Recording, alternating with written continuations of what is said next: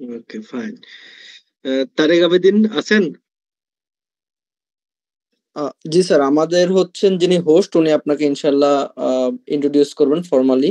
উনি আচ্ছা এখনই শুরু করবেন। জি আচ্ছা, স্যার। ঠিক আছে।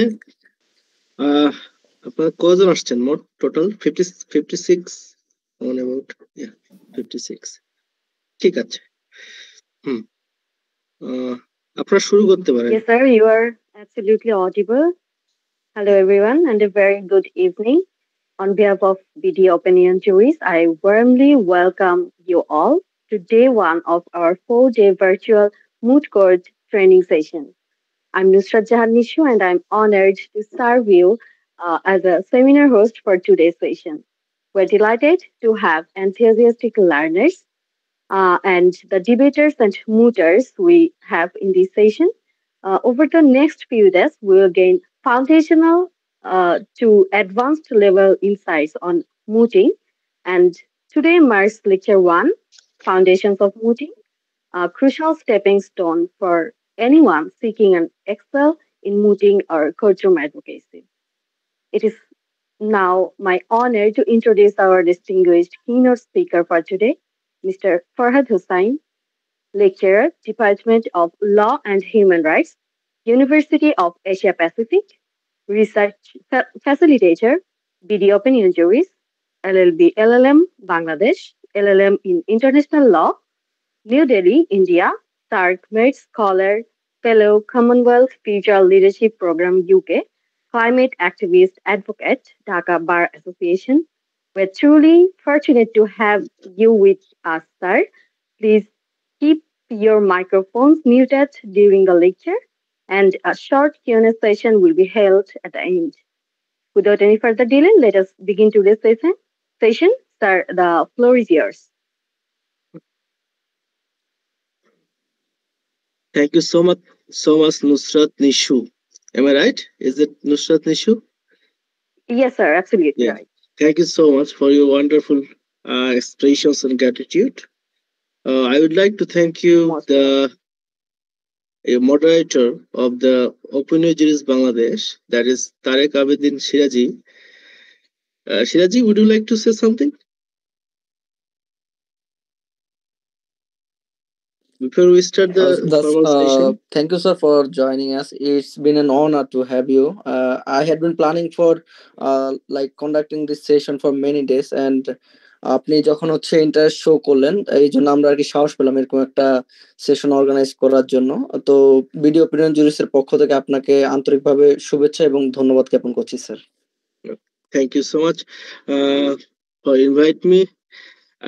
As my duty, okay, I'm officially one of part of the video opinion juries, that I'm a SS facilitator here. So it's my duty, and it's an opportunity to work with the young mind Bangladesh around around 6 to 1 persons. I think you are representing private and public universities, if I am not wrong. Okay. Yes, sir. Okay. So the thing is that, would you like to prefer in Bengali or in English? If you have the foreign students, Sure, then I sir. should go ahead with the English, and if there are some Bengali students or international student, then we should prefer it in English moderations. Which Sir, module I guess are going you to should prefer? use both Both. Okay. for better Both. understanding. Okay. Yes, sir. So যদি আমি বলি সেটা আমি informal ওয়েতে করতে চাচ্ছি বিষয়টা, কারণ মুটিং সেশন গুলো আপনারা যেখানে করেন না কেন, ওয়ার্কশপ গুলো খুব ফর্মাল কনস্টেন্ট এনভায়রনমেন্টে হয়ে থাকে।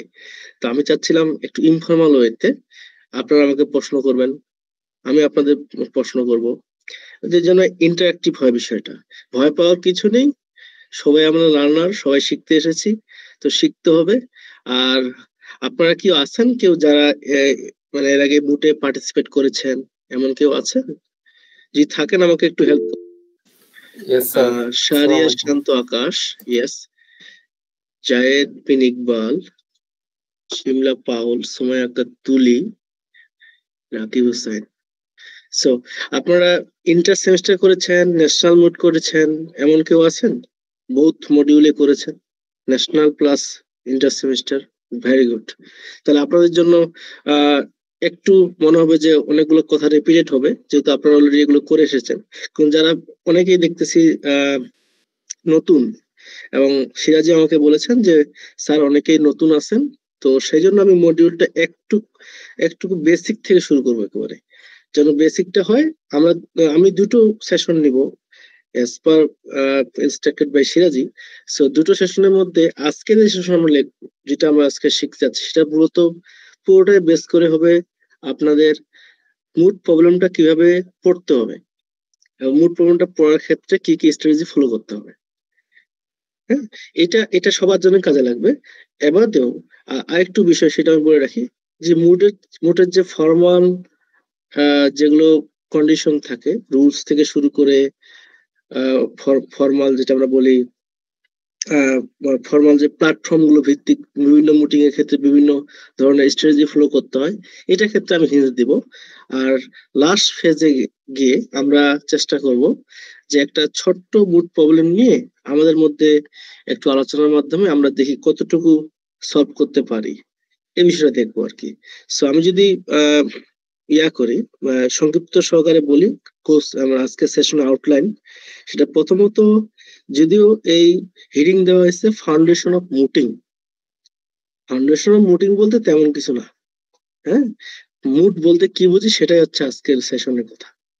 এবং মুড বলতে আমরা যদি ইন্টার সেমিস্টারে পার্টিসিপেট করতে চাই, ইন্টার থেকে শুরু করে ন্যাশনাল পর্যায়ে পার্টিসিপেট করতে চাই, আমাকে মুড সম্পর্কে বেসিক বিষয়গুলো কি রাখতে হবে, জানতে হবে, সেগুলোই হচ্ছে আজকের সেশনের কাজ।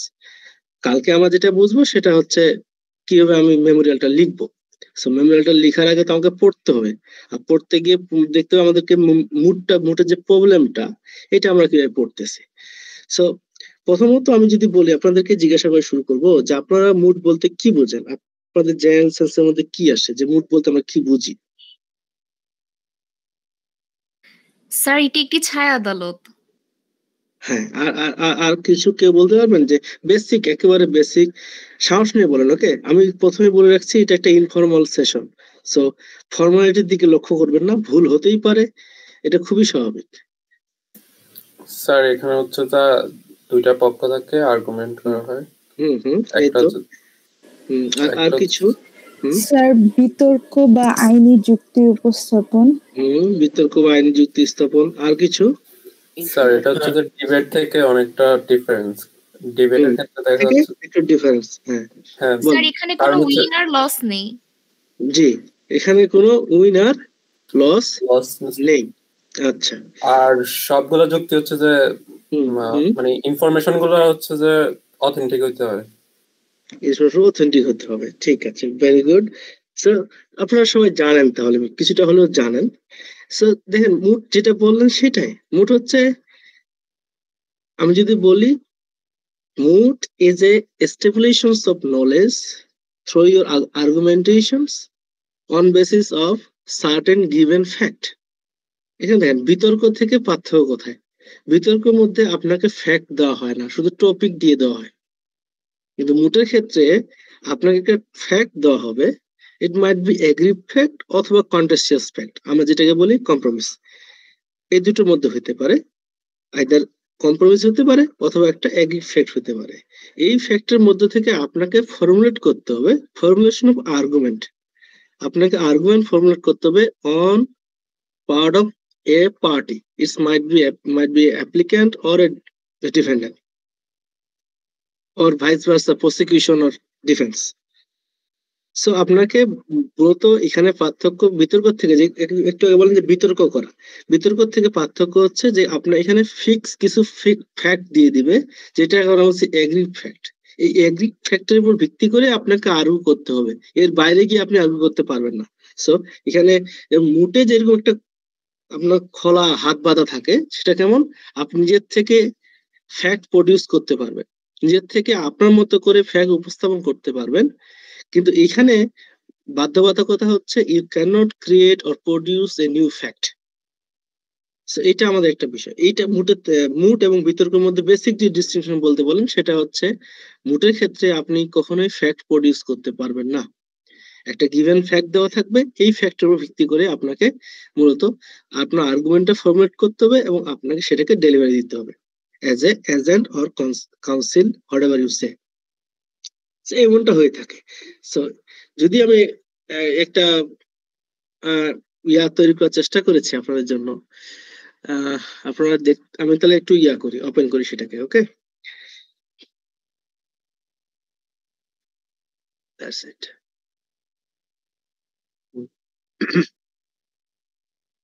এটা কি ভিজিবল হচ্ছে? Yes sir. Yes, sir.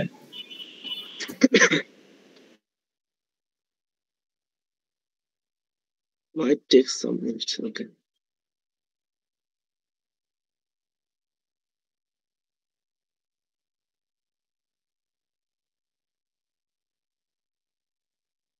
দেখতে পাচ্ছেন?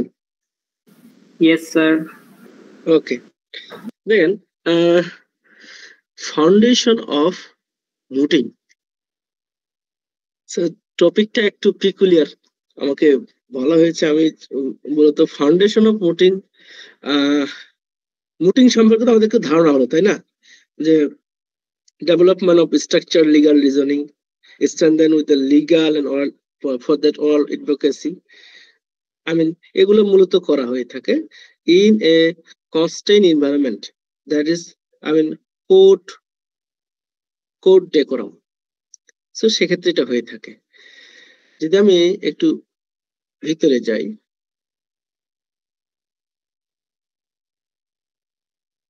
আচ্ছা, এখানে গদবাতা কিছু কথা লেখা আছে, এগুলো আমরা জানি, এগুলো দরকার নেই। এই যে মুট আপনারা করবেন বা শিখবেন, এটার উদ্দেশ্যটা কি? যদি প্রাইমারি আমি উদ্দেশ্য বলি, সেটা হচ্ছে ডেভেলপ স্ট্রাকচার্ড লিগাল রিজনিং। আপনি যখন কোনো মুটিং এ যাবেন, মুট করবেন, তখন আপনার মধ্যে প্রথমত যে কনফিডেন্সটা বিল্ড আপ হবে, you know the fact, you know the law, and you know how those fact and law will be connected and will be presented before the court to convince the court. It might be a real court or mock trial, যেটা আমরা বলে থাকি, mock court হতে পারে। কিন্তু আপনার মূলত প্রাথমিক যেটা কনসেন্ট্রেশন আইডিয়া থাকবে মুটিং এর ক্ষেত্রে, সেটা আপনার কনফিডেন্সটাকে বিল্ড আপ করবে to develop structured legal reasoning. Structured legal reasoning এর ক্ষেত্রে আমরা সবাই আর্গু করি না, বিভিন্ন বিষয় নিয়ে আর্গু করি। এই বর্তমান সময়ে আমাদের অনেক কিছু চলমান কন্টেম্পোরারি ইস্যু আছে যেগুলো কনস্টিটিউশন রিলেটেড, আমরা অনেক আর্গু করি। সব আর্গুমেন্ট কি শুনতে ভালো লাগে? না। নিশ্চয়ই স্বাধীন মালিক যে আর্টিকেল লিখেন, সেই আর্টিকেল আর একজন রাজনৈতিক বক্তৃতা দিচ্ছেন, বক্তব্য দিচ্ছেন, এই ব্যক্তির যে কথাবার্তা, লজিক, সেটা কখনোই এক ধাত হবে না। কেন স্বাধীন মালিকের আর্টিকেলটা আমরা প্রাধান্য দিচ্ছি? কারণ ওনার আর্টিকুলেশনটা কি স্ট্রাকচার্ড লিগাল রিজনিং উপর বেস করে তৈরি করা। ঠিক কোর্টের মধ্যে আপনি যখন কোর্টকে কোন বিষয়ে কনভিন্স করবেন, তখন অবশ্যই আপনার রিজনিংটা হতে হবে স্ট্রাকচার্ড, একেবারে লিগাল রিজনিং হতে হবে, ওয়েল স্ট্রাকচার হতে হবে। এখন ওয়েল স্ট্রাকচার করতে গেলে আপনার কিছু কাজ করতে হবে। সো প্রাইমারি পারপাস যে আমি ধরি মুট করার ক্ষেত্রে, সাথে উদ্দেশ্যটা হচ্ছে primary develop structured legal reasoning, number 1। Number 2 তো কি আছে? নাম্বার 2 যে আমি দেখি সেটা হচ্ছে স্ট্রেংথেন রিটেন অর অ্যাডভোকেসি। আপনার অল অ্যাডভোকেসি প্লাস রিটেন, যেটা আমরা বলি প্লিডিং, এটা লেখার ক্ষেত্রে অনেকটা উন্নতি হবে।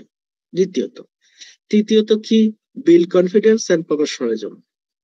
আপনার মধ্যে প্রফেশনালিজমটা গ্রো হবে এবং কনফিডেন্সটা বিল্ড আপ হবে। And you know, we all going to, at the end of the day, we're going to be lawyers, তাই না? আমরা লয়ার হতে যাচ্ছি, আপনারা হবেন, আমরা হয়ে গেছি। সো লয়ারদের কাজ কি? এই আইন নিয়ে তো কাজ করা, তাই না? সো আইন নিয়ে কাজ করতে গেলে আইনের যে লিগাল ক্যারিয়ারের ক্ষেত্রে মুটিংটা অত্যাবশ্যকীয়। মুটিং ছাড়া আপনি লিগাল ক্যারিয়ারে গ্রো আপ করতেই পারবেন না। হ্যাঁ, এটা একটা বিষয়।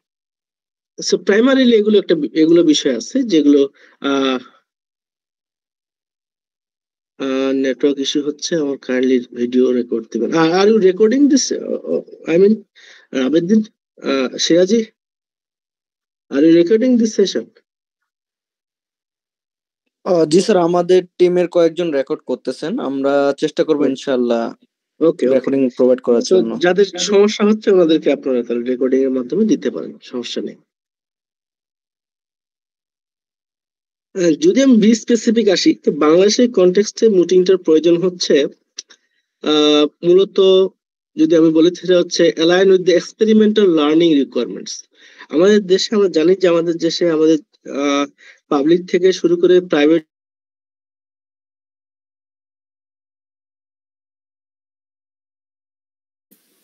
ফলো আপ করা হয়। বাকি বাদ আমার হ্যাঁ বলেন রাকিব।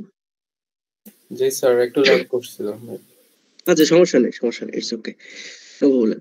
সো বাংলাদেশের আমাদের যে গতানুগতিক আইনের যে শিক্ষার যে প্রক্রিয়া, যেটা মডিউল আমরা বলে থাকি, সেই মডিউলগুলোর মধ্যে এক্সপেরিমেন্টাল লার্নিং বলতে তেমনটা কিছু নেই। আমরা গদবাদা সেকশন পড়ি, গদবাদা থিওরি পড়ি, কিন্তু সেটা কিভাবে অ্যাপ্লাই করতে হবে রিয়েল লাইফে গিয়ে, সে বিষয়ে আমরা কিন্তু কম পড়াশোনা করি।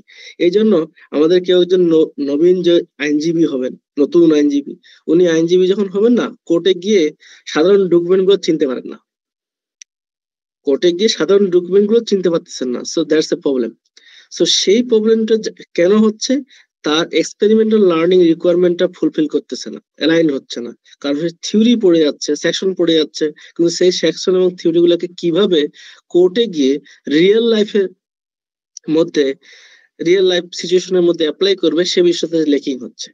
সেই জায়গাটাতে মুটিং আপনাকে কিছুটা হলেও, আমি পরিপূর্ণতা বলবো না, সম্পূর্ণ সম্ভব না, কিন্তু কিছুটা হলেও সেই জায়গাটায় আপনাকে স্টিমুলেট করবে, সেই জায়গাটাকে আপনাকে মুটিং একটা প্র্যাকটিক্যাল এক্সপোজার দিবে স্টুডেন্টদের মধ্যে। এটা একটা ভালো দিক মুটিং এর ক্ষেত্রে, এটা একটা বিষয়। আর কি আছে, আপনাদের সিভি, এই সিভির মধ্যে অত্যন্ত কার্যকর। যখনই কোনো ফরেন কোনো আপনি, বিশেষ করে যারা, আপনারা তো সবাই ছাত্র, অনেকেরই ইচ্ছা আছে বাইরে লেখাপড়া করার, ভালো চেম্বারে, কর্পোরেট চেম্বার বা যে কোনো চেম্বারে একটা ইন্টার্নশিপ করার, সেক্ষেত্রে আপনার অবশ্যই মুটিংটাকে প্রায়োরিটাইজ করা হবে।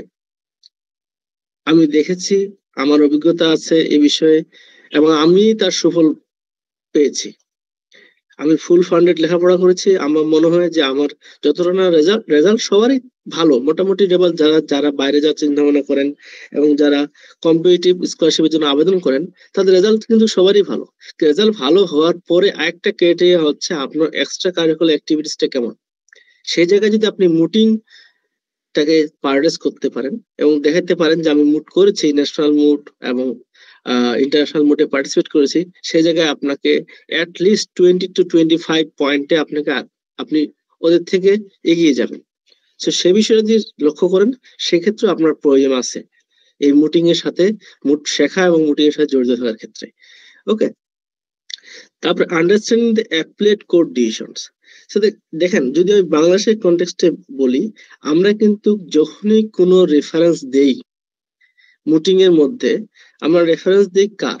রেফারেন্স দেই উচ্চ আদালতের কোন রায়ের, প্রেসিডেন্টের ক্ষেত্রে যেটা আমরা ইউজ করে থাকি, সেটার ক্ষেত্রে আমরা ম্যাক্সিমাম ক্ষেত্রে আমরা অ্যাপিলেট ডিভিশন অথবা হাইকোর্ট ডিভিশনের যে রায়, সেগুলোকে রেফারেন্স হিসেবে ইউজ করে থাকি। এতে করে কি হয়, এই যে আপনি লয়ার না হয়েও যে প্রেসিডেন্ট যেগুলো আছে আমাদের, ল্যান্ডমার্ক জাজমেন্ট যেগুলো, রিলিভেন্ট জাজমেন্ট যেগুলো পাস্ট হয়েছে through the appellate division of Bangladesh or high court division of Bangladesh, you have the, I mean, you will get the experience to use those legal authorities in your practical situations of the factual decision making situation in a courtroom. So factual decision making situation এর ক্ষেত্রে আপনাকে help করতেছে ওই authorities গুলো, যেগুলো আপনি কখন use করবেন, যখন হাইকোর্টের লয়ার হবেন তখন, অথবা কোনো লয়ার কোর্টের লয়ার হবেন তখন করতে পারতেন, তার আগে আপনি এগুলো ইউজ করতে পারতেছেন। তো সেখানে দেখেন আপনার প্র্যাকটিক্যাল যে ইউজ অফ প্রেসিডেন্ট, সেটাকে আপনি ইউজ করতে পারছেন, even though you are using it at constant environment with an given fact and with a given time frame, with a mock before a mock bench. but whatever you are doing, you are just using an simulator, just like a FA division platform or high court division platform. So সেই অভিজ্ঞতাটা আপনাকে এই মুটিং এর মাধ্যমে হচ্ছে, আর এইটাই চায় এইটাই চায় চেম্বারের মধ্যে যারা থাকেন, যারা চেম্বারের সিনিয়র, তারা এটাই চাবেন যে কোন একজন ছাত্র যে নতুন বেরিয়ে এসে সদ্য গ্রাজুয়েট হয়ে সে কি আমার যে প্রসিডিং, আমার যে কাগজপত্র সেগুলো সম্পর্কে তার ধারণা আছে কিনা। আপনার ধারণা থাকবে কি যদি আপনি কি করেন, এই মুটিং এর মাধ্যমে সেটাকে এক্সপ্লোর করেন এবং সেটার মধ্যে থেকে এক্সপিরিয়েন্সটা গ্যাদার করেন, তাহলে আপনাকে কি করবে। সেই জন্যই ম্যাক্সিমাম ভালো ইন্টার্নশিপের ক্ষেত্রে মুটিং ব্যাকগ্রাউন্ডটা চেক করা হয়। এটা আপনার জন্য খুবই মারাত্মক ভাবে আমি মনে করি যে প্রয়োজনীয়তা, বিশেষ করে বাংলাদেশের কনটেক্সটে। ওকে, একটু ঠান্ডা লেগে গেছে আমার, সরি।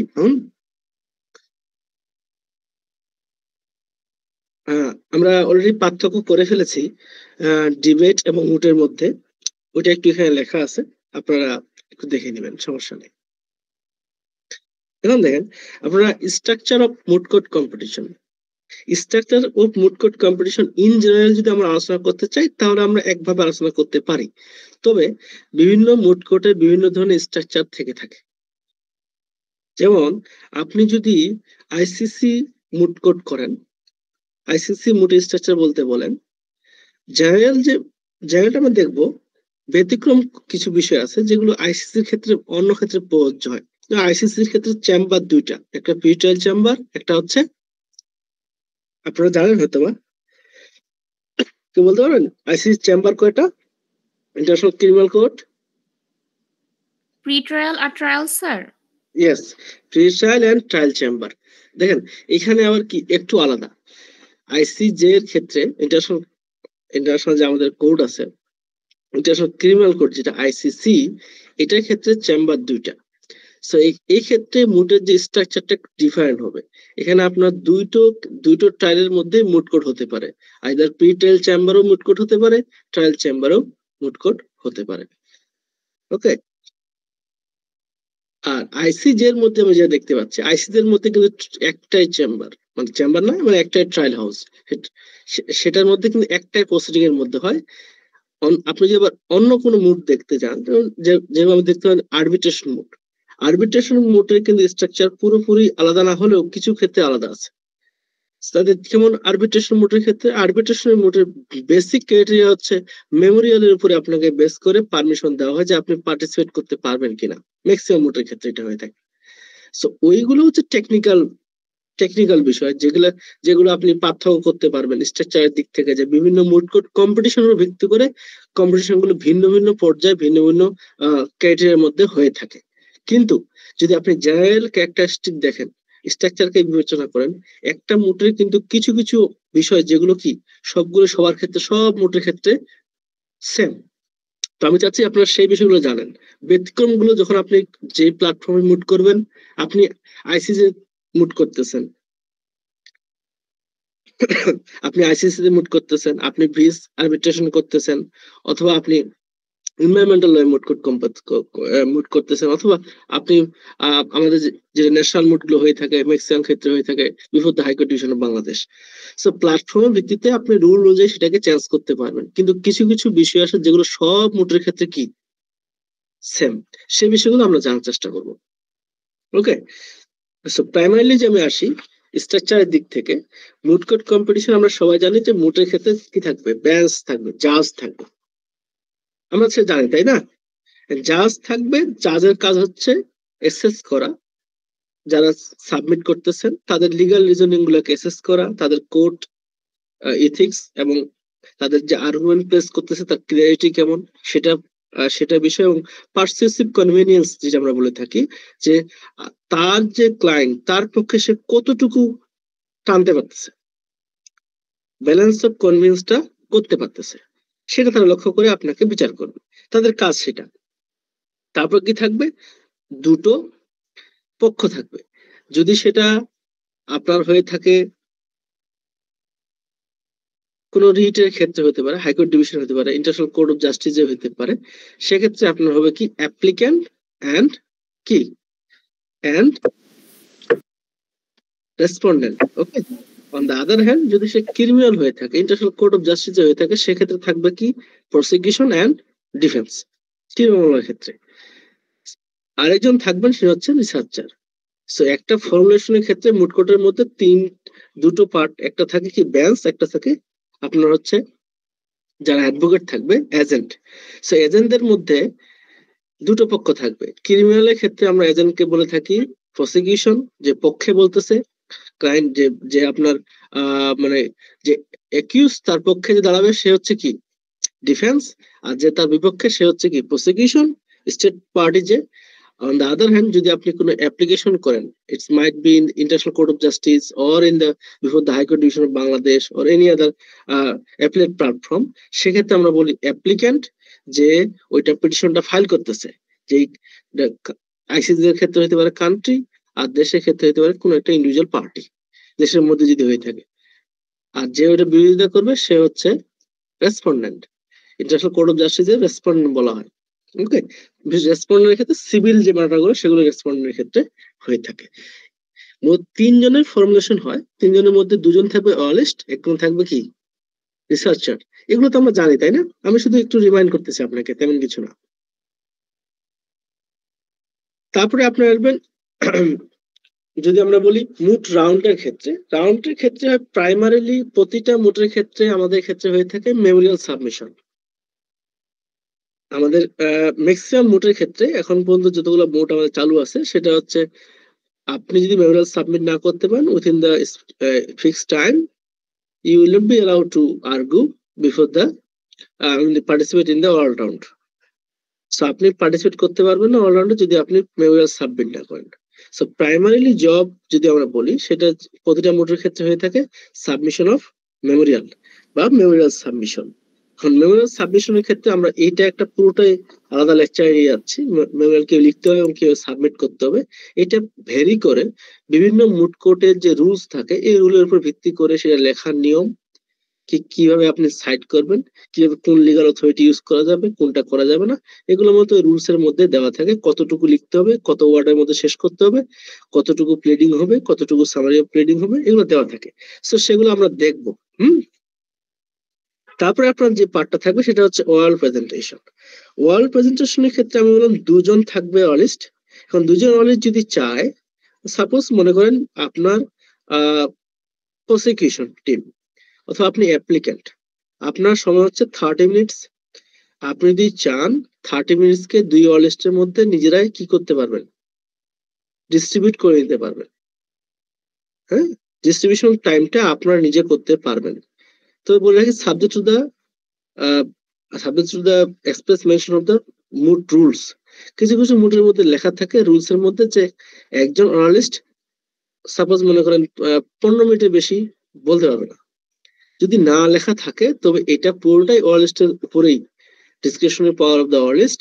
তার ডিসাইড করবে যে আমি সাপোজ মনে করেন একটা মোটে 4টা ইস্যু আছে, একজন যদি চায় আমি 2টো ইস্যু বলবো, এই 2টো ইস্যু বলার জন্য আমাকে 18 মিনিট সময় লাগবে, এবং বাকি যে সেকেন্ড অনালিস্ট থাকবে সে বলছে যে আমি 2টো ইস্যু কভার করব 12 মিনিটের মধ্যে, এটা তারা করতে পারবে, এই স্বাধীনতা আছে। তারপরে যে থাকবে সেটা হচ্ছে পার্ট যেটা বলবে রিভার্টাল এন্ড সার রিভার্টাল। সার রিভার্টাল রিভার্টালের মধ্যে কি করব সেটা পরে বলতেছি আমি পরে বলবো, সেটা একেবারে শেষে কালকে মেমোরিয়াল শেখানো হবে, তারপরে এটা বলবো যে সার রিভার্ট। তারপর আমি বলে রাখি তার কি হলো, প্রথমত memorial submission, then there will be oralist. Two oralist consist of one team and one researcher. So there are 3 persons consist of the team, 2 is the analyst and 1 is the researcher. So analystদের কাজ হচ্ছে তারা শুধু present করবে। রিসার্চারের কাজটা কি, রিসার্চারের কাজ হচ্ছে সেই সময়ে হেল্প করা কাকে, অনালিস্টদেরকে। অনেকগুলো প্রশ্ন আর্গুমেন্টের ক্ষেত্রে অপরপক্ষ আর্গু করে যাওয়ার সময় কিছু কিছু বিষয় থেকে যায় যেগুলো অনালিস্টরা ধরতে পারে না, সেগুলো কাজ ঠান্ডা মাথায় রিসার্চার লিখবে, লিখে পাস করবে। মুখে কিন্তু বলা যাবে না, ডেস্কে গিয়ে বলা যাবে না, এটা বেসিক ইথিক্স, আমরা যখন আসতেছি এটার মধ্যে। তারপরে আপনি সর্বপ্রথম কি রিভার্টাল এন্ড সার রিভার্টাল। রিভার্টালে মূলত কি হয়, রিভার্টালে মূলত আপনাকে করতে হবে যে আর্গুমেন্ট গুলো করে গেছে আপনার, আপনি যদি প্রসিকিউশন হয়ে থাকে ডিফেন্স যে আর্গুমেন্ট গুলো করে গেছে, অথবা আপনি ডিফেন্স প্রসিকিউশন যে আর্গু করে গেছে ওই প্রসিকিউশনকে রিভার্ট করা doesn't mean they producing new evidence or new argument. এটা আমরা ভুল করি সব জায়গায়, যে রিভার্টালে গিয়ে নতুন কোনো আর্গুমেন্ট দিয়ে ফেলি। রিভার্টালে নতুন কোনো আর্গুমেন্ট দেওয়ার কোনো মানে হয় না, কারণ আপনার আর্গুমেন্ট আপনি অলরেডি প্লেস করে ফেলেছেন। আপনি কি করতে পারেন, আপনি রিভার্টালে গিয়ে যে তারা উপস্থাপন করেছে আর্গুমেন্ট গুলো, প্রসিকিউশন যে আর্গু করেছে সেগুলোকে আপনি রিভার্ট করবেন পয়েন্ট টু পয়েন্ট।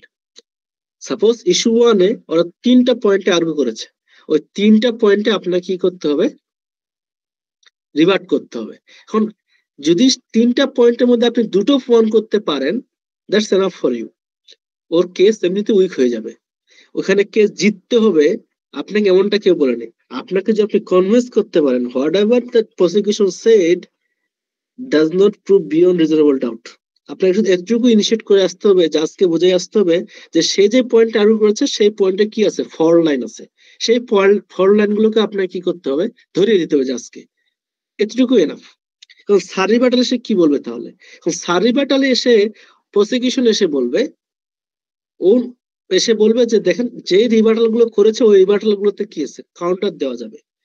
এক্ষেত্রেও কি কখনোই নতুন কোনো আর্গুমেন্ট প্লেস করা যাবে না। নতুন কোনো আর্গুমেন্ট প্লেস করা মানে কি হলো, আপনি আপনার যে পয়েন্ট গুলো তার যে ভুলগুলো সেটা আপনি কোর্টকে দেখিয়ে দিলেন না। কোর্ট ধরে নিবে আপনার কাছে ও যে আর্গুমেন্ট করেছে ওই আর্গুমেন্ট গুলো কি নেই, কোন ধরনের কাউন্টার আর্গুমেন্ট নেই, সেজন্য আপনি নতুন আর্গুমেন্ট পেশ করতেছেন, অতএব তার কেস প্রমাণিত হয়ে যাবে। সো এটা আমরা প্রায়শ ভুল করে থাকি, যে রিভার্টাল সার রিভার্টালে গিয়ে নতুন করে আর্গুমেন্ট দেওয়ার চেষ্টা করি, যেটা আমি মনে করি না যে আমি মনে করি না, মানে আমি অনেক জায়গায় জাজ হিসেবে যাওয়ার সুযোগ হয়েছে, তো এটা আমরা সচরাচর ভুলটা হতে দেখি আর কি। কিন্তু তখন জাজ হিসেবে থাকে তখন তো বলা যায় না যে আপনি এখন এমনটা করতে পারেন না, কিন্তু এখন সুযোগ হচ্ছে। সো আপনারা তো কোনো না কোনো ভাবে ইন্টার সেমিস্টার মুডে থাকেন, বিভিন্ন ইন্টার সেমিস্টার মুড করে থাকেন, ন্যাশনাল মুড করে থাকেন।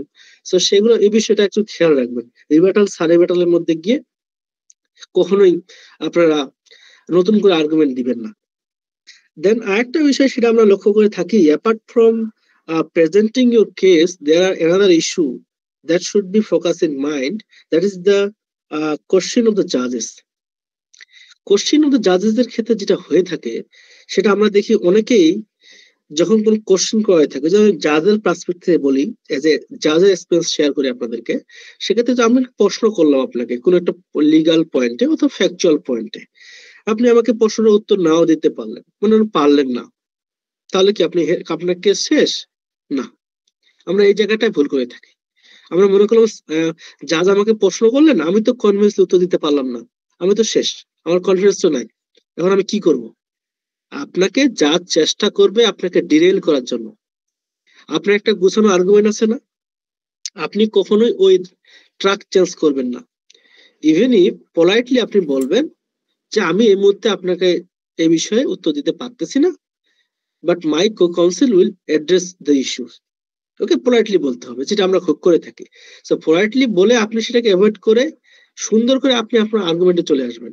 অনেকের ক্ষেত্রে দেখেছি আমরা যখন, আমি বিশেষ করে ন্যাশনাল মোডের কথা বলি, আমরা কিছু বিষয়ে প্রশ্ন করে থাকি নিজের থেকেই আগ্রহ নিয়ে, যে ও সুন্দর করে আর্গুমেন্ট করতেছে, one by one argument place করে যাচ্ছে, তাকে একটু ধাক্কা দেওয়ার জন্য আমরা নতুন করে প্রশ্ন করে বসলাম, আচ্ছা আপনি এটা বলতেছেন, এটা লিগাল অথরিটিতে এইটা আপনি কিভাবে বলেন যে এইটা এই কেস, যেই কেস আপনি প্রেজেন্ট করতেছেন সেই কেস, বর্তমান কেস যে আমাদের যে ফ্যাক্ট এটার সাথে relevant, how is it relevant and how that relevance will be admissible before this bench? উনি এখন ঘাবড়ে গেল, উনি ভাবছে যে সামহাউ আমরা কি সব পুরো কেসটা পড়তে পারি। টু বি ফ্রাঙ্ক, আমরা কিন্তু পুরো কেস কখনোই পড়তে পারি না। কিছু কিছু কেস আছে যেগুলো আমরা পড়ি, কিছু কিছু পিকুলিয়ার কেস আছে যেগুলো কিন্তু পুরো কেসটা আমার পড়া সম্ভব হয় না ভোটের আগে। তো আমরা কি করি, রিলিভেন্ট জাজমেন্টের অংশটাকে কোট করি, তো রিলিভেন্ট জাজমেন্টের অংশটাকে রিলিভেন্স হিসেবে প্রডিউস করার চেষ্টা করি। কিন্তু আমরা জানি যদি বেঞ্চ কখনো জাজ জিজ্ঞাসা করে থাকে, একটা হলো কি থাকতে হবে অ্যাডমিসিবিলিটির জন্য, ওই কেসের ফ্যাক্ট এবং এই কেসের ফ্যাক্ট যদি মিল না থাকে লিগাল ইস্যুটা কি থাকতে হবে, মিল থাকতে হবে। তো সেক্ষেত্রে আপনি মনে করেন ওই বিষয়ে পুরোপুরি দক্ষ না, আপনাকে ডিরেল করার চেষ্টা করবে জাজ। কিন্তু আপনি যদি ঘাবড়ে যান তখন কিন্তু আপনার যে আর্গুমেন্ট, গোছানো আর্গুমেন্ট, সেটা আর বলতে পারবেন না। সো এই জায়গাটা একটু খেয়াল রাখা উচিত আমাদের, মানে how to handle the intervention or interruption by the জাজেস, এই বিষয়টা একটু আমাদেরকে খেয়াল রাখা উচিত। সো এই মূলত জাজদের প্রশ্ন করার ক্ষেত্রে আমরা ডিটেলস পরে আসতেছি। সো স্ট্রাকচার যদি আমি বলি, anatomy of moot court structure, সেক্ষেত্রে primarily there will be memorial submission, and there will be oral presentation, and there will be rebuttal, surrebuttal, and there will be questioning by the judges. So এটাই মূলত সব মুটের ক্ষেত্রেই হয়ে থাকে, এর বাইরে তেমন কিছু হয় না। এর বাইরে হওয়ার সম্ভাবনা খুব কম। যদি হয়ে থাকে কিছু, সেটা হচ্ছে মুড কোর্টের যে রুল, সেটার মধ্যে স্পেসিফিক বলে দেওয়া থাকবে। এটা হতে পারে, ভেরি হতে পারে, যেরকম অনেক মুটের ক্ষেত্রে হয়ে থাকে যে পিটিশন আকারে ফাইল করতে হবে, মেমোরিয়াল আকারে না, পিটিশন আকারে ফাইল করতে হতে পারে। যেমন হাইকোর্টে যদি high court before the high court division of Bangladesh হয়ে থাকে, তো অনেক মুড কোর্টের মধ্যে রুলের মধ্যে লেখা থাকে যে গতানুগতিক মেমোরিয়াল যেভাবে সাবমিট করতে, এইভাবে সাবমিট করতে হবে, সাবমিট করতে হবে একেবারে যেভাবে কোর্টের মধ্যে রিট পিটিশন আকারে ফাইল করে সেভাবে। আমাদের গত একটা মুড আমরা আয়োজন করেছিলাম, এই চলে গেল কিছুদিন আগে, ন্যাশনাল মুড কোর্ট কম্পিটিশন। আপনারা কেউ পার্টিসিপেট করেছিলেন এই মুডে? National map of justice, yes yes. আপনারা হ্যাঁ, আপনারা কিন্তু দেখেছেন তো না, যে ওইখানে আমরা কিন্তু গতানুগতিক যেভাবে মেমোরিয়াল সাবমিট করে থাকি সেভাবে কিন্তু তারা করে নেই। ওরা করেছে কি, জাস্ট লাইক এ রিট পিটিশনের মতো, তাই না জাকারিয়া? জি স্যার। হ্যাঁ, সো এইটা ব্যতিক্রম হতে পারে। অ্যাপার্ট ফ্রম, আপনারা কোনো ব্যতিক্রম পাবেন না। যদিও মেমোরিয়াল নিয়ে আমরা একটা পুরো সেশনেই নিব, সেক্ষেত্রে আমি বাড়াচ্ছিলাম এদিকে, আমরা তারপরে আসি। যেটা আমাদের আজকের আমি বলি যে কোর ইস্যু, সেটা হচ্ছে এটা, এগুলো বলেছে, এগুলো দরকার নেই। আন্ডারস্ট্যান্ডিং দ্য মুড প্রবলেম, যেটা আমাদের আজকে কোর ইস্যু। আচ্ছা, আপনাদের এখানে কোনো কেউ জেসাপে অবজারভার অথবা জেসাপ পার্টিসিপেশন কেউ আছেন, এবার পার্টিসিপেট করবেন? আচ্ছা আচ্ছা, না থাকলে সমস্যা নেই। যদি হ্যাঁ, আচ্ছা আচ্ছা, অনেকেই আছেন, সমস্যা নেই। ওকে, 2 4 5 6, আচ্ছা, অনেকেই আছেন, আপনাদের জন্য একটু সহজ হবে তাহলে। সো আমি একটু মুড কোড পুরোটাই পড়ে নেই, মানে একটু পড়ার চেষ্টা করেছি আর কি, বা ইউজিং এআই। হ্যাঁ, এআই ইউজ করে মুড মেমোরিয়ালটা একটু পড়ার চেষ্টা করেছি, summary on basis of thought of things. So আপনাদের জন্য একটু সুবিধা হবে, আমি এক্সাম্পল হিসেবে ইউজ করব এই যে 2026 সালের যে আপনার যে সাব মুড কম্প্রোমিস, এটার যে লাইন অফ ফ্যাক্ট, এটাকে আমরা ইউজ করব, আপনাদের জন্য সুবিধা হবে তাহলে ফ্যাক্টটা বুঝতে। সো প্রাইমারিলি আমি জিজ্ঞাসা করি একটা প্রশ্ন, সেটা হচ্ছে মুড প্রবলেম বলতে আমরা কি বুঝি? What is actually moot problem? Moot problem, moot compromise, agree fact, blah blah blah. So what is mood problem actually? What does it mean? How we define this is a mood problem or this is not? আমরা কিভাবে বলতে পারি mood problem কেন বলি? এটুকু বলতে sir, একটা কাল্পনিক একটা ফ্যাক্ট থাকে। হ্যাঁ, কাল্পনিক একটা ফ্যাক্ট থাকে। ওকে, আর অ্যাপার্ট ফ্রম, শুধু দুইটা পার্টি থাকবে। হ্যাঁ, দুইটা পার্টি থাকবে, আর দুইটা পার্টি থাকবে, একটা ঘটনা বর্ণনা দেওয়া থাকবে, মোট 4টা ইস্যু থাকবে, মানে 4টা ইস্যু অফ দ্য ডিরাইভেশন থাকবে, যেগুলো আমাদেরকে সলভ করে দিতে হবে। ওকে, গুড। এবং সেটার বেসে আমাদেরকে কেস ফাইল করতে হবে, যেটাকে আমরা বলতেছি মেমোরিয়াল। গুড। সো আমি যদি মুড প্রবলেমকে চিনতে চাই, তো মুড প্রবলেম চেনার জন্য বেসিক যদি আমি বলি, মুড প্রবলেমের বৈশিষ্ট্যটা জানতে হবে আমাকে। What is the characteristics of a moot problem, তাই তো? সো মুড প্রবলেমের মধ্যে মূলত যেগুলো বিষয় থেকে থাকে তা হচ্ছে, একটা থেকে থাকে ফ্যাক্টস বা এগ্রিড ফ্যাক্টস বা কম্প্রোমিস, যেটা আমরা জেসাবের ক্ষেত্রে বলছি কম্প্রোমিস। আমরা পরে আসতেছি what is differences between the moot problem, moot fact and moot compromise, আমরা একটু পরে বলি। সো প্রাইমারিলি একটা ফ্যাক্ট থাকবে, তাই তো? তারপর কি থাকবে? ইস্যুস অথবা কি কোশ্চেনস প্রেজেন্টেড অর ইস্যুস। তারপরে থাকবে জুরিডিকশনাল বেসিস, সামহাও কোন একটা প্ল্যাটফর্মে আমরা সেটা কি করব, ফাইল করব, তাই তো? বা কোন একটা প্ল্যাটফর্মের মধ্যে এই মুডটা বেস করে তৈরি করা, সেটা আইসিজে হইতে পারে, আইসিসি হতে পারে, আরবিট্রেশন কোড হইতে পারে, অথবা আমাদের যে ন্যাশনাল কোড আছে যেটা সুপ্রিম কোর্ট অফ বাংলাদেশ হইতে পারে। সো এটা একটি প্ল্যাটফর্ম থাকবে একটা, এন্ড কিছু অ্যাপ্লিকেবল ল থাকবে। দেখেন মুড কোডে যে মুড কোডের প্রবলেম গুলো লেখা হয় তার শেষের দিকে দেখবেন প্যারা নাম্বার 59, 58, 60, 61, 62 এর মধ্যে দেখবেন কিছু কিছু আইন লেখা থাকবে। লেখা থাকবে যে এই দুটো দেশ, যে দুটো দেশ নিয়ে এই ডিসপিউটটা, তাদের মধ্যে তারা কি এই টিটি গুলো কি, এই টিটি ওই টিটি কি, তারা কি রেকটিফাই করেছে কি? ইয়েস, রেটিফাই করেছে বা পার্টি তারা, টিটি পার্টি। সো অ্যাপ্লিকেবল ল থাকবে। অ্যাপার্ট ফ্রম দোজ আরেকটা বিষয় থাকে যেটা মূলত বলা হয় মুটের প্রাণ, মানে ফ্যাক্টের প্রাণ। সেটাকে আমি বলি অ্যাম্বিগুয়াস ফ্যাক্ট, যেটা ইন্টেনশনালি পুট করা হয়। মুট কোডের যে ফ্যাক্ট, ওই ফ্যাক্টের মধ্যে ইন্টেনশনালি কিছু ফ্যাক্ট পুট আপ দেওয়া হয়, ফ্যাক্ট ইনকর্পোরেট করা হয়, ইনসার্ট করা হয়, যেগুলো আপনার মাথার মধ্যে ক্লিয়ারিটি দিবে না কখনো। মনে হবে যে না এটা তো ডিফেন্ডারের পক্ষে যায় না, এটা তো আবার রেসপন্ডেন্টের পক্ষে যায়, অথবা এটা অ্যাপ্লিকেন্টের পক্ষে যায়। আপনাকে কিছু কিছু ফ্যাক্ট থাকবে যে ফ্যাক্ট গুলো কখনোই ক্লিয়ারিটি দিবে না। এইগুলোই ফ্যাক্ট হচ্ছে আপনার আর্গুমেন্টের প্রাণ ভমরা। এই ফ্যাক্ট গুলোকে আইডেন্টিফাই করতে হবে, যেগুলো আমরা বলি অ্যাম্বিগুয়াস ফ্যাক্ট। ওকে, আমরা আসতেছি পরে। সো আমরা দেখেন জেসাপের দিক আপনাদের কাছে আছে জেসাপের কম্প্রোমিসটা সবার কাছে? একটু থাকলে মনে হয় খুব ভালো হতো। আমি ওইটাকেই এজ এ এক্সাম্পল হিসেবে ইউজ করতে চাচ্ছি, তাহলে আমাদের প্র্যাকটিক্যাল হইতো। হ্যাঁ, আপনারা যদি থাকে প্লিজ একটু খুলতে পারেন। খুলে আমি যখন আচ্ছা আমি আপনাদেরকে চেষ্টা করি, তাহলে প্র্যাকটিক্যাল হইতো, একসাথে দুটো হইতো। খালি বললে তো হবে না, দেখিয়ে দিতে হবে যে why we are calling this as a moot problem. Okay, just give me 1 second.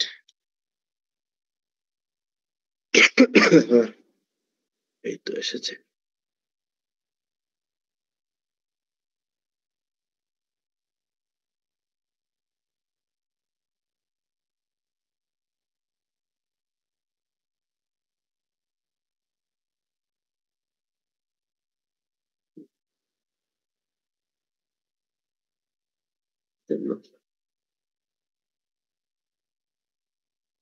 আচ্ছা, দেখতে পাচ্ছেন আপনারা?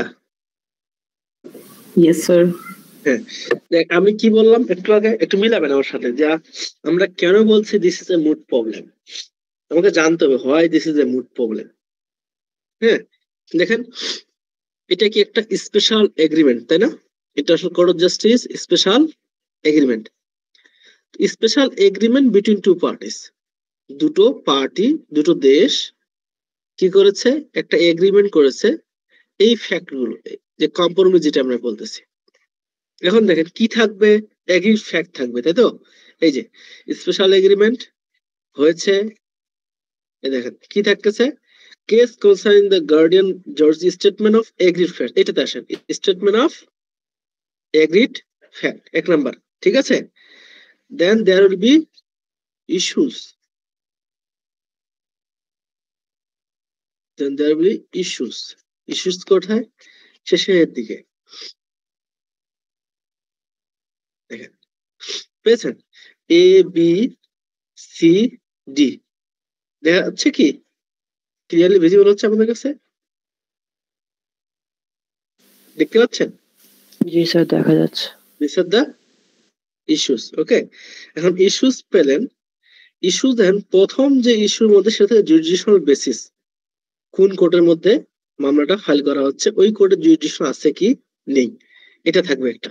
তারপরে কি অ্যাপ্লিকেবল লস, দেখেন এখানে দেখেন এই প্যারার মধ্যে দেখেন এরা কোন কোন কনভেনশন এবং কোন কোন টিটি পার্টি সেখানে কিন্তু উল্লেখ করা আছে এই পার্টিগুলো। তাহলে আপনার অ্যাপ্লিকেবল ল যেগুলো সেখানে এখানে পেয়ে যাচ্ছেন। এখন এগুলো তো আপনি পেয়ে গেলেন, যদি একটু পূর্ব থেকে বলুন। আচ্ছা ঠিক আছে, আচ্ছা আপনি ঠিক আছে, কতটুক থেকে বলবো বলেন, কোথা থেকে বলবো একটু বলেন। এক্সাম্পল, আচ্ছা এক্সাম্পল আমরা বললাম, আমরা পড়লাম যে what is moot problem actually. So moot প্রবলেমটা কি সেটার ক্ষেত্রে বলে মুড প্রবলেমের মধ্যে প্রথমত থাকবে একটা অ্যাগ্রি ফ্যাক্ট, তারপরে থাকবে ইস্যুস, তারপরে থাকবে judicial basis, then there will be applicable laws. So সেগুলো কিন্তু আমাদের কাছে ভিজিবল। এই যে এটা কি অ্যাপ্লিকেবল লস, আমার কার্সার দেখতে পাচ্ছেন, এটা হচ্ছে অ্যাপ্লিকেবল লস। এখানে উল্লেখ করা আছে যে কি কি দুইটা দেশ নিয়ে এই সম্পূর্ণ ঘটনাটা ঘটেছে, ডিসপিউটটা তৈরি হয়েছে, তারা কোন কোন টিটি টিটি বডির পার্টি, কোন কোন ইন্টারন্যাশনাল ইনস্ট্রুমেন্টের রেটিফিকেশন করেছে, সবকিছু এখানে লেখা আছে। তারপরে দেখুন 59 প্যারা যেখানে, সেখানে বলছে ইস্যুস নিয়ে আলোচনা করা হচ্ছে, চারটা ইস্যুর কথা বলা হচ্ছে। এই চারটা ইস্যুকে কাউন্টার ফেরা অন্য একটা দেশ সে কাউন্টার করতেছে চারটা ইস্যুর মাধ্যমে, মানে জাস্ট ভাইস ভার্সা। ইনি বলছেন ক্লেম করতেছেন, এটাকে ইনি কি করছেন, ডিসএগ্রি করতেছেন ক্লেমটার সাথে, এতটুকু, আর কিছু না। এখন দেখেন আপনি ফ্যাক্ট করতেছেন। বলছিলাম যে তাহলে আপনার যে জেসেপের মেমোরিয়ালটা তৈরি করা হয়েছে স্যার, মানে সেটার ইস্যু সংখ্যা তাহলে মোট 8টা গিয়ে দাঁড়াচ্ছে। 8টা ইস্যু দেখেন, 8টা ইস্যু, আমি যে একটা ইস্যু আপনাকে পড়ে দেখাই, তাহলে দেখেন কি হচ্ছে। সাপোজ আপনাকে আমি ইস্যু নাম্বার 2 পড়ি। হ্যাঁ, এক পার্টি বলছে respectfully request the court to adjudicate and declare, that means he is the applicant. Okay, এখন that Rastavia has breached the terms of ARPA.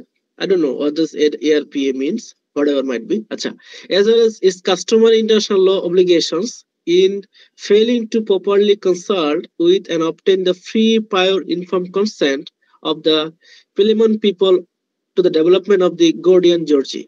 This ওরা বলছে যে কি করেছে, কাস্টমারি ল ইন্টারন্যাশনাল ল ব্রিচ হয়েছে, এবং যে ARPA নামে যে টিটি আছে, এই টিটি টার্ম এন্ড কন্ডিশন কি ব্রিচ হয়েছে বাই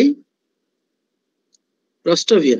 এখন রাস্টাভিয়া কি বলছে দেখি, এখন সরি, রাস্টাভিয়া কি বলতেছে, যে রাস্টাভিয়া ডিড নট ব্রিচ, জাস্ট কি বললো তাহলে, সে ডিড নট ব্রিচ, ক্লেমটাকে কি করলো, ডিসএগ্রি করলো, যে আমরা মনে করি না যে আমরা কি সেটাকে ব্রিচ করেছি।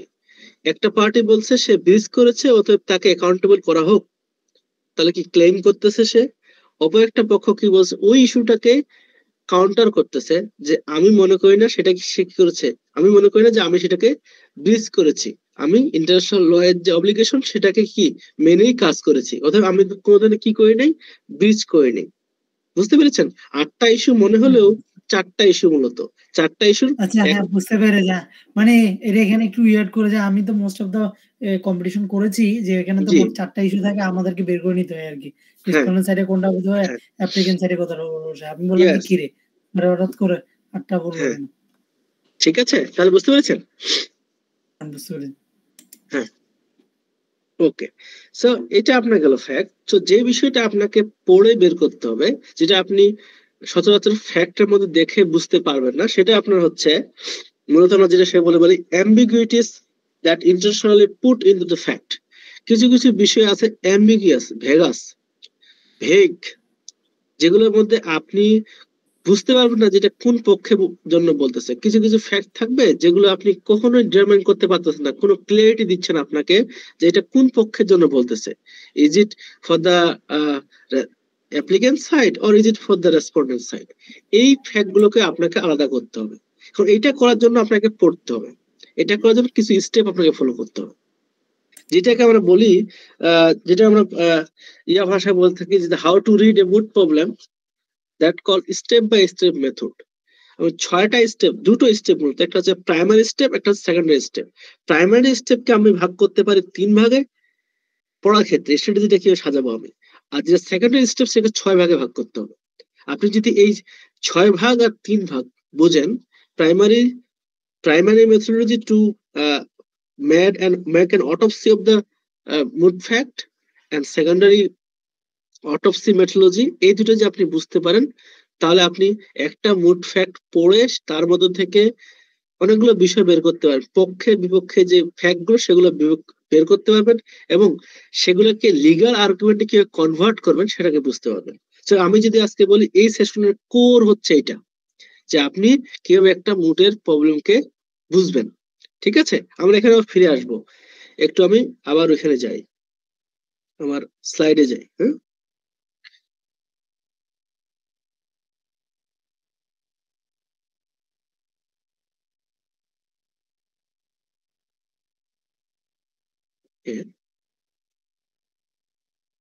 দেখতে পাচ্ছেন না?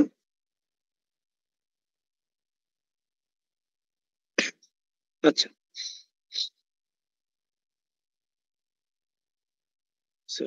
এটা দেখছি আমরা অলরেডি।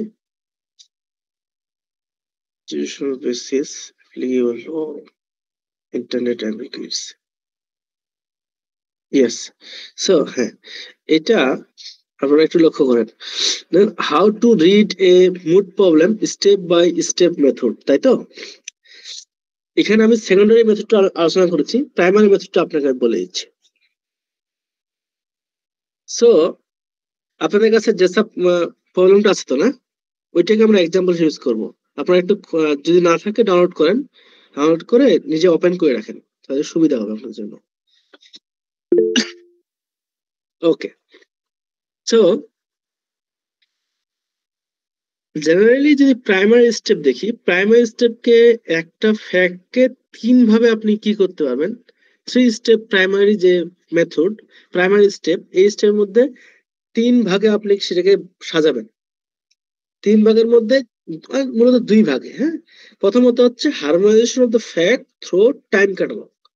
আপনি যদি মুটের প্রবলেমটা দেখেন, যে সাপের দেখবেন অনেকগুলো ডেট আছে, তাই না? একটু লক্ষ্য করুন দেখি অনেকগুলো ডেট আছে কিনা। Yes sir. আমি চাচ্ছি যে শুধু গদবাদা কি কি করতো তা না, আমি এক্স্যাক্টলি চাচ্ছি যে আপনারা দেখেন, ভিতরে ঢুকে দেখেন যে অনেকগুলো ডেট আছে কিনা। আপনারা খুঁজে দেখেন একটু, সবাই কোঅপারেট করবেন, সবাই দেখার চেষ্টা করেন, তাহলে আপনার একেবারে প্র্যাকটিক্যাল হয়ে যাচ্ছে এখানে, তাই না? আমি চাই সবাই রেসপন্স করবেন। ওকে, অন্তত হাত তুলবেন, ওই যে ওই দেখা যায় থাম আপ করবেন। ইয়েস, সো দেখেন অনেকগুলো ডেট আছে, তাই না? এখন আপনি প্রাইমারি যেটা করতে পারেন, একটা ডেট ক্যাটালগ তৈরি করতে পারেন অন দ্য ফ্যাক্ট। প্রথম ডেটে কি হলো, দেখুন যেভাবে শুরু হলো কবে, দেখেন তো শুরুটা কবে হয়েছে। যে আমি যাই শুরুটা কোথায় হলো, প্রথম থেকে শুরু হবে, প্রথম ডেট থেকে শুরু হবে ইভেন্ট গুলো, তাই না? যেটা হলো টাইম ক্যাটালগ। এখন টাইম ক্যাটালগের মধ্যে আমি যদি দেখি, দেখেন ইন 1592 যদি আমি প্রথম ডেট দেখি, তাই না? ইয়েস, 1592। এখন দেখেন, তো এটা আপনি প্রথম মার্ক করলেন, নাম্বার 1 হচ্ছে 1592। এখন 1592 কে আপনি হেডিং দেন, ছোট সামারি করেন 1592 কি ঘটেছে। কারণ 1592 এর পরে কি ডেট আছে, 1698, তাই না? আছে কিনা? জি স্যার। 1698 or 75। দেখেন আমি বলছি যে আপনি টাইম ক্যাটালগ তৈরি করবেন on basis of year and date. ডেটে একই ইয়ারের মধ্যে দুটো ডেট থাকতে পারে, যে ডেটটা আগে ঘটেছে তাকে আগে আপনি প্লেস করবেন। এটাকে বলে টাইম ক্যাটালগ। আপনি যদি টাইম ক্যাটালগ করতে পারেন, পুরো ফ্যাক্টটা আপনার এক পাতার মধ্যে চলে আসবে। এত বড় একটা ফ্যাক্ট, এগ্রিড ফ্যাক্ট, সেটাকে আপনি এক পাতার মধ্যে, আপনাকে যখন যা জিজ্ঞাসা করবে যে please brief your fact within 2 minutes or half 30 seconds or 45 seconds, then what you will do? Are you going to read the whole the paragraphs? That's not possible. So you have to be prepared on basis of the true points. What are those key points that should be conveyed to the judge or bench? So সেই জায়গাটাতে আপনাকে অবশ্যই prepare থাকতে হবে। সেই জায়গা হচ্ছে most effective way হচ্ছে শর্টলি পুরো ফ্যাক্টটাকে মাথার মধ্যে রাখার জন্য আপনাকে একটা টাইম ক্যাটালগ তৈরি করতে হবে, যেটাকে আমরা বলছি harmonisation of the fact through time catalogue. আপনারা এই টার্মটা লিখে রাখতে পারেন, harmonisation of fact through time catalogue. তো টাইম ক্যাটালগে আপনি কি করবেন, ডেট অনুযায়ী সেটাকে গুছাবেন। একটার পর একটা ডেটের মধ্যে কি ইভেন্ট ঘটলো, কি কি ইভেন্টটা হলো, 1592 কি হয়েছে, 1698 কি হয়েছে, সেটা আপনি এভাবে লিখবেন। এখন এটা যদি আপনি করেন না, আপনার জাস্ট একটা সিঙ্গেল পেজের মধ্যে একটা পুরো মুড ফ্যাক্ট চলে আসবে। এটা একটা, এটা আপনি কখন করবেন, প্রশ্ন হচ্ছে এটা তো কি শুরু থেকেই খুলে আগে এটা করব ডেট অনুযায়ী গুছাবো না, আপনি একটা মুড প্রবলেম পাওয়ার আগে মুড প্রবলেমটাকে এজ এ আমরা যে গল্পের বই পড়ি ভাবে পড়েন, আপনি উদ্দেশ্যহীন ভাবে পড়েন, আপনি শুধু গল্পটা বুঝেন। এটা একটা গল্প তাই না, একটা কোথাও দুই দেশের মধ্যে টেরিটরি নিয়ে সমস্যা হয়েছে অথবা কোন একটা সামহাও কোনো প্রবলেম হয়েছে। আমরা যেরকম গল্প পড়ি, হিস্টোরি পড়ি, পানিপথের যুদ্ধ, পলাশির যুদ্ধ, তাই না? এগুলো কি একটা ডিসপিউট, ওই যুদ্ধ কনফ্লিক্ট হয় নাই, it's an dispute level. After dispute that will be turn to A conflict. So before conflict stage আপনি একটা হিস্ট্রি পড়তেছেন, ঠিক আছে? সো এই কোল্ড ওয়ার কিন্তু কি হয়নি, কনফ্লিক্টে যায় নাই, কিন্তু ওয়ার বলতেছে সেটাকে, তাই না? কোল্ড ওয়ার কি ওয়ার হয়েছিল না, দ্যাটস দ্য কি বিফোর ওয়ার একটা কি ডিসপিউট তৈরি হয়েছিল, ওই ডিসপিউটটা থেকে কনফ্লিক্ট হওয়ার পথে ছিল কিন্তু কনফ্লিক্ট হয় নাই। কিন্তু আমরা হিস্টোরি আকারে পড়ি না সেটাকে, সে একটা ডিসপিউট হয়েছে, আপনি কি করবেন ফ্রিলি একটা ফ্যাক্টকে ধরে 4 থেকে 5 বার গল্প আকারে পড়বেন উদ্দেশ্যহীন ভাবে। আপনি যদি নিজের চোখ বন্ধ করে খেয়াল করবেন, ও এই পাশে একটা দেশ, এই পাশে একটা দেশ, এই টেরিটরি দখল করতে গেছে, বাধা দিছে, অপর একটা দেশ এসে আবার কি নাক গলাইছে, এই নিয়ে কাহিনী তৈরি হয়েছে, এদের মধ্যে সমস্যা তৈরি হয়েছে। জাস্ট এটার মধ্যে আসেন আপনি, আপনার বেশি কিছু দরকার নেই, লিগাল কালেকশন করে নিয়ে আসবেন, আগে দেখেন যে ঘটনা কি। Remember, fact is your case. Whatever people say that, oh, law lagbe, case to lagbe, whatever might you say, until and unless your factual argument is to is sound enough to prove your case, no legal authority can win your case. Even if you might deliver thousands of case in your arguments, but even if you fail to prove your point on the factual point, then the case will be lost. আপনাকে আপনার number হবে না, কারণ fact আপনার case, যা আপনাকে দেওয়া হয়েছে এটা আপনার কেস। যারা জাজ থাকে তাদেরকে ইনস্ট্রাকশন দেওয়া হয় যে কে কতটা ফ্যাক্টের উপর দখল, এবং ফ্যাক্টের উপর দখল থেকে সেটাকে কি সে আইনের সাথে রিলেভেন্ট করতেছে। আমরা জাজ হিসেবে এটা চাই না যে আপনারা সব আইনের একেবারে আইন ঝাড়বেন, আইনের ইন্টারপ্রিটেশন করবেন, সবকিছু করবেন, এটা আমাদের মধ্যে এক্সপেকটেশন থাকে না। আমার এক্সপেকটেশন থাকে আপনাকে যেটা ফ্যাক্ট দেওয়া হয়েছে ওই ফ্যাক্টটা আপনার আন্ডারস্ট্যান্ডিং কতটুকু, ফ্যাক্টের নলেজের গভীরতা কতটুকু, এবং ওই নলেজটাকে ইউজ করে আপনি গতানুগতিক যে ইনস্ট্রুমেন্ট গুলোর কথা বলা হয়েছে ফ্যাক্টের শেষের দিকে, ওগুলোকে আপনি কি রিলেভেন্সি আকারে রিলেভেন্ট করতেছেন, দ্যাটস এনাফ। আপনারা ইন্টারন্যাশনাল যে মুড কোড গুলো অ্যাভেলেবেল, কম্পিটিশন গুলো অ্যাভেলেবেল আছে, যেমন জেসাপের অনেকগুলো কম্পিটিশন ইউটিউবে অ্যাভেলেবেল আছে, আপনারা কি দেখতে পারেন। ওরা যতগুলো কেস সাইড করতেছে তার থেকে সাইড করতেছে ফ্যাক্ট, প্যারা নাম্বার অমুক অমুক অমুক বলার সময় বলতেছে। তাহলে কি ফ্যাক্টের উপরে, ফ্যাক্টটাকে আমরা কি আমাদের চালিকা শক্তি হিসেবে ইউজ করতে হবে। ওকে, সো ফ্যাক্ট প্রাইমারিলি কি বললাম, harmonisation of the fact through time catalogue. এটা আপনারা ক্লিয়ার কিনা বলেন? এটা ওয়ান ওয়ে, এক নাম্বার ওয়ে। আপনি যখন ফ্যাক্টটাকে 4-5 বার পড়লেন, গল্পের মতো করে মাথায় নিয়ে আসলেন, চোখ বন্ধ করে দেখতে পাচ্ছেন যে কোথায় কি হচ্ছে, তখন আপনার মধ্যে একটা একেবারে মাথার মধ্যে যদি একেবারে ফ্যাক্টটা বলতে হয়, তার জন্য আপনি কি তৈরি করবেন, টাইম ক্যাটালগ তৈরি করবেন। এই টাইম ক্যাটালগ বুঝতে পেরেছেন কিনা বলেন? Yes sir. ওকে, টাইম ক্যাটালগকে যদি এখন দেখেন, এটা আমি দেখলাম জেসাপের ক্ষেত্রে টাইম ক্যাটালগ দেওয়া আছে। অনেক ক্ষেত্রে আপনি দেখবেন মেমোরিয়ালের ফ্যাক্টের মধ্যে এই সালটাল